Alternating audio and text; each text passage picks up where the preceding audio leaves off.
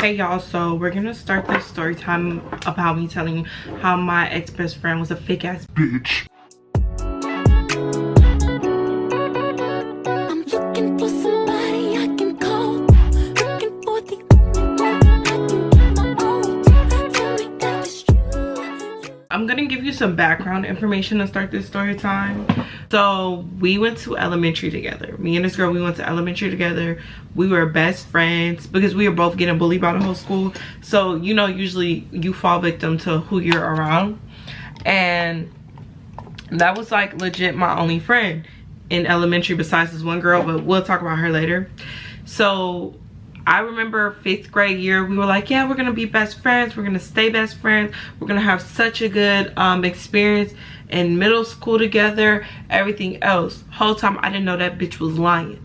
That hoe was lying, okay? She made my experience so bad. Like, honestly, I started cutting myself. Like, that's how, like, I mean, warning real quick, y'all. Let me just tell you, story ain't pretty and the story ain't cute until she get beat up.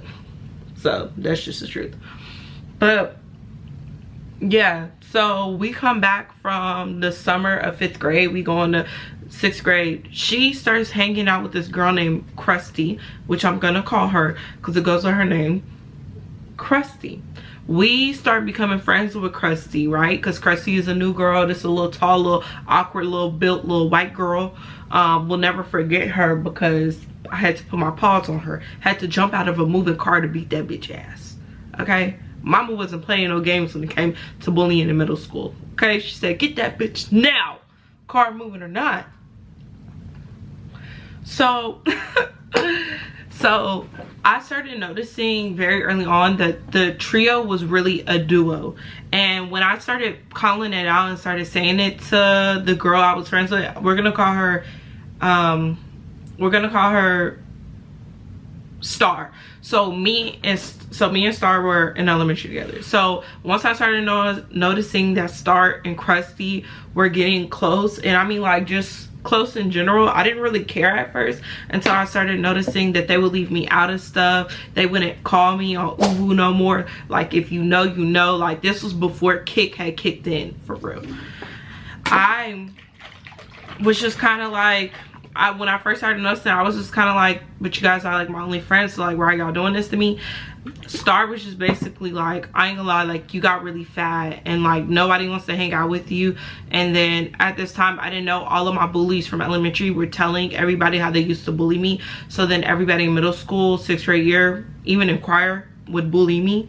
I will never forget how that felt, and like really what that, like, it was just an isolating experience for me.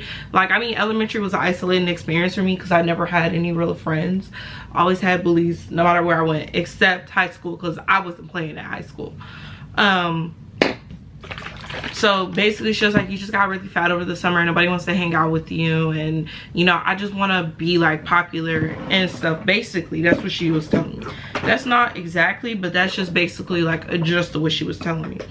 So I was just kind of like, you know, okay, I understand, whatever. All of a sudden, like literally a week later, her and Krusty started bullying me. Her and Krusty started bullying me, like literally calling me a fat bitch, calling me out my name, you know, would act like I'm just this most disgusting human being when I'm not. Like, I was nothing but nice to them, and like literally would give Krusty, because I knew she was poor, would literally give her little po ass some of my breakfast because I knew her mama wasn't cooking nothing but crack in that kitchen, okay? And she was like, you dress like this, you're ugly. And she was like, even your braids are ugly. And growing up in a predominantly white area as a black girl is really damaging in some aspects. Like, it's good, like the schools are good and stuff, but I say this to parents, y'all have to talk to y'all kids about stuff like this, because what I didn't know is everybody else had straight hair and I had curly hair. And not only did I have curly hair, I had like 4A, like 4B hair, which was kind of hard for me to maintain. And my mom had stopped doing my hair because I told her I wanted her to stop and I wanted to be grown, which I should have just kept letting her do my hair. But it just turned into this whole like we hate Nas club basically. And they would talk about my hair, they would say it was nappy, they would call me a monkey, like any kind of slur you could think of I was getting called in middle school. by, I mean, like literally not even just them, but by everyone. But they were just at that time the only two who continued to stick with this thing against me. So as you know how damaging that can be. My self-esteem was gone. I was eating my feelings. But when I got home from school, I was acting like none of this was happening. That's the craziest thing to me. I acted like nothing was happening at school, so my mom never knew I was getting bullied, for real. So then we're gonna jump into this next part. Just give me 1 second, y'all. Yeah, I had straight A's. My mom never knew nothing was going on, so she couldn't say anything because she didn't know anything was going on. And then at this point, I was so used to them talking hella mess about me that like it just didn't bother me anymore. And then for some reason we got back cool because they stopped picking on me. Whole time I didn't know that they were just trying to bully me further, but like trying to gather more information and start spreading about me. Then this is when social media kicked in. When Kik came in, it was like hell for me. I was getting bullied for YouTube videos I was posting. I was getting bullied for any posts I made on Kik, any conversations with boys I liked on Kik. Now let me bring this in. I didn't know Krusty had like this one boy named Caleb. I had liked him. Now mind you, looking back now, he was the ugliest little thing walking. So her arguing with me over him was, it's so crazy to me. But you know, we're kids. So they started going out, but mind you, he's still texting me on the low, and he's just like, you know, I don't really like her like that. And I was like, okay, well, why are you with her? And what does he do? He edits the things to make it look like I'm texting him instead of him texting me, and then sends them out to like the little kickboard that everybody's in. And I started getting hate on it, like, because they were calling me a side chick. They were like, the only way you can get a man is by taking someone else's, like, that's disgusting. Then Krusty and Star, I didn't notice that they were taking pictures of me, and they posted all these pictures. Like, you could see my back rolls. Like, it was really harsh. I ain't gonna lie, when Kik came out, I hated Kik because that was harsh for me to go through. Besides like the predators on there, I would rather have dealt with the predators than deal with the bullying that came along with Kik. Like, to this day, G, whoever made that, I'm gonna need that fade from you. I ain't even gonna lie to you. If I ever see the creator of Kik, I need that fade from you, and I mean immediately. I don't blame you. Actually, I do blame you because you made the app. Okay, you made the app. But so much just had happened in the midst of all of this. Oh, my eyes look pretty. Sorry, y'all. I get distracted very easily. I'm just a girl. So once I released those photos, everybody was using them. And remember how I was telling you guys like how I was getting bullied for like my Barbie videos and stuff that I was making? I'll put an example here. Oh my gosh, it's embarrassing, but that's what it was. What they did, what everybody else was doing was changing their profile picture to my back rolls. So it was just kind of like, I hated the app. I deleted it. Well, before I got deleted, my sister's dad, who was staying with us at the time, punk ass nigga, he had exposed me for talking to this little boy, but the little boy was texting me. The little boy was texting me, and I got a whooping for it. I'll never forget that. I got a whooping for it. To this day, I don't like that bald-headed nigga. I don't like bald-headed men ever in my life. Never will I be with a bald-headed man. I have so much trauma from bald-headed men. It's actually crazy. To this day, every time I see him, I think about just slapping him.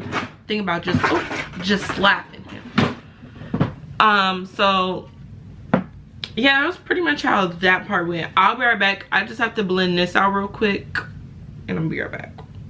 Okay, actually, I'm not gonna cut. I'm just gonna continue. So another thing that also had happened after this, and after Krusty had found this out, Krusty hated me. And I mean, she hated me. Like, she hated my guts. Now mind you, if I was seeing that my best friend or ex-friend was texting my man, I too would be upset. But like I was trying to explain to her, it really wasn't like that. It really wasn't like that. But you think she was trying to hear all of that? No. You think she cared? No. Just another reason to add on as to why we need to bully Nazaya is basically what it was. Like, could not explain myself to nobody. And I even remember my guidance counselor telling me, like, you need to, like, she was basically, she wasn't trying to say I was fat, but she was basically like, you know, maybe they'll be easier on you if you just, like, you know, lose the weight, because you say that's the one thing they bully you about. And as a guidance counselor, I don't know why she would have told me that, because I mean, like, I get it, but like at the same time, you're not supposed to tell somebody. You're not supposed to tell, especially a kid who's very impressionable, you're not supposed to tell them stuff like that. She could have, when I was telling her the names of the people that were bullying me, what she could have did was held a meeting with my mom.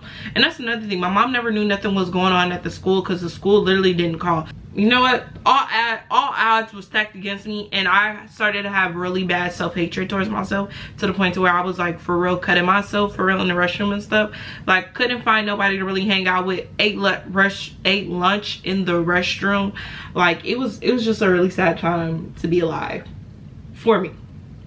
Everybody else that I know, when they say they look back on the moments from my middle school at Hopper, and F Miss Bell big ass, because I'll never forget the day I saw her fat ass eating out the trash can. She literally picked up a chicken nugget out of the trash can and ate it in front of me, and then told everybody I was lying about it. I wasn't lying. And she got knees built like Rolly. Like, I would hate to have them knees. Her will never forget her. She be saying hey to me sometimes, and I be looking at her crazy like, girl, what you saying hey to me for? I will never forgive you, because everybody called me chicken finger for about a month after that. So all odds will stacked against me for real, y'all. All odds. But then here comes the day where the bullying finally starts to go downhill for everybody, because the day that Alexis decided to talk about my mom was the day she signed her own ass whooping on paper. And I mean on paper. Like, looking back at it now, I should have said something more sooner. Like, I should have stuck up for myself sooner, but I just felt like, because it was everybody, including them, it was nothing else I could say. We were on the bus. They were bullying me as usual, sitting behind me, talking mess about me, talking about how ugly I look and everything else, talking about how nappy my hair is, how nobody would like me, how why would I think that Krusty's boyfriend would like me and everything else. Star comes out of her mouth and she literally says, she was like, and that's why your mama fat as fuck. Hold up. Whoa, whoa. Once she said that, it was up for her. I was like, meet me at the bus stop. That's literally what I said. I got up and said, as soon as you get off here, meet me at your bus stop, because I'm about to beat you, and I'm about to beat you bad. Like, it's up there for her. It was nothing else she could have said. And she was like, oh, now you want to fight back. Now you want to fight back. Yep, I sure do. Sure do about Tamikwa. Sure do about that one. Baby, I don't play that about nothing else. You could talk about me, but as soon as you talk about my family, it's up. It's up. It's up. It's really up for you. So my bus driver, she was like, and she knew some of this stuff was going on, she was like, Nasiah, don't, like, you know, she was scared for me. I was like, Miss Mata, no.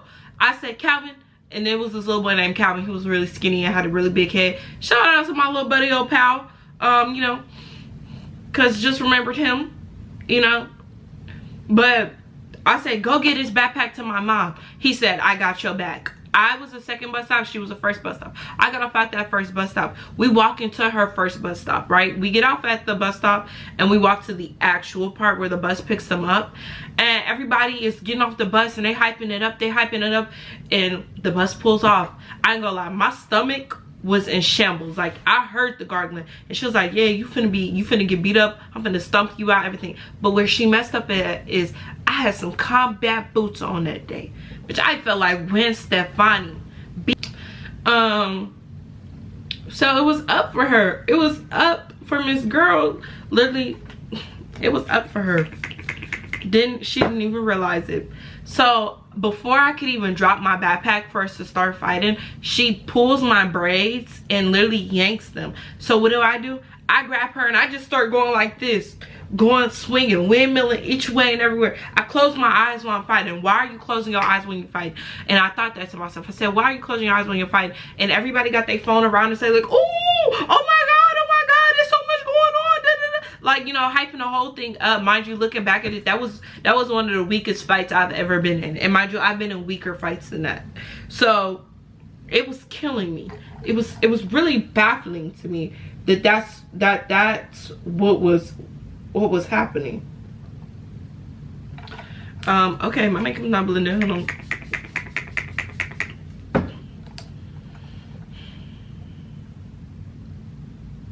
Hold up. I'm just going with a beauty blender and do this part real quick. But yeah, so we start fighting, we start tussling. We're on concrete at this point. I get her to the ground. Once I got her to the ground, oh, it was over for her. Once I got her to the ground, oh baby, it was nothing else she could do. Like, and she knew that because she made a face too. Once I got her to the ground, she made a face like she knew she effed up. I mean, we going at it like Sammy the Bull, okay? Baby, we going up in there, we're tussling. We're really tussling. She kicks me in my stomach. But thank God I don't feel it because I was so fat at the time. You know what? I loved being fat at that time. I mean, I hated it, but looking back at it now, I wasn't even as fat as I thought I was.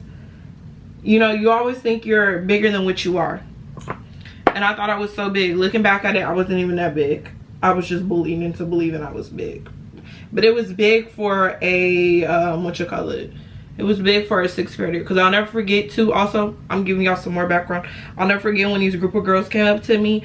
And it was specifically this one girl who ties into this other story that I got about me in high school. And she came up to me, she was like, "Are you pregnant with Angel's baby?" And I was like, "What are you talking about? Who is Angel?" And they were like, "The Mexican boy." Now mind you, I've only ever talked to this boy like a few times, and he had went around telling everybody the reason I was so fat was because I was pregnant with his baby. So that's why they had asked me that. I didn't know that at the time. So bulimia became a real thing for me, except once I realized how dizzy I was getting and my fat ass was hungry, I was eating them. So food disorder in reverse. But anyways, back to the fight. This girl, she goes and she tries to low-key like turn me over, but she couldn't. So what I do is I grab her legs and we're on the ground like side by side, like laying on the ground. Like my head is where her feet are at and her head is where my feet are at. I hold her like this and I start kicking her in her shit. I mean, I start whamming in there. I mean, any way I could get up in there, I'm up in there, okay?